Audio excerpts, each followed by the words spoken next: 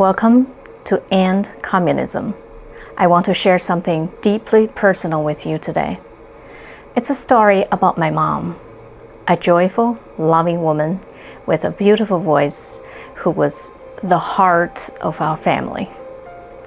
But it's also about how government control and policies ripped away my last chance to say goodbye to her.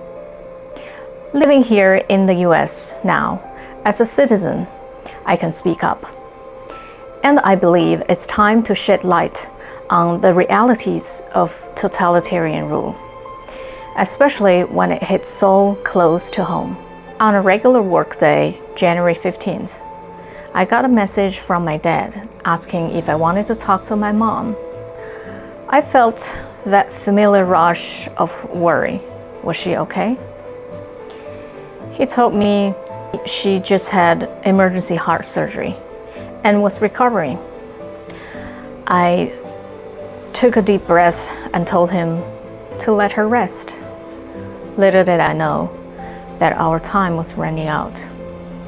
Later that night, I learned that her doctors had found a hole in her heart. She had only a few hours left. I was able to call her, tell her that I loved her, and sing her favorite song, "You've Raised Me Up," just to comfort her. It was all I could do from halfway around the world. Then she was gone. I couldn't bear the thought of not being there with her. So I did everything I could to make it back to China. After hours of calls, I booked a last-minute flight just to see her one last time and say goodbye in person. But then, as I arrived at JFK Airport, the airline agent told me that my visa was invalid. I was in total shock. My visa was supposed to be good until 2029. I explained that I was a US citizen now, that I was flying home for my mother's funeral. But they said there was nothing they could do. The agent explained that because of COVID, China had suspended all multi-entry visas issued before March 2020. So there I was, blocked from entering the country where I was born, by a policy made with no exceptions, not even for grieving family. But the elites and powerful officials were free to go wherever they wanted, even during the worldwide shutdown.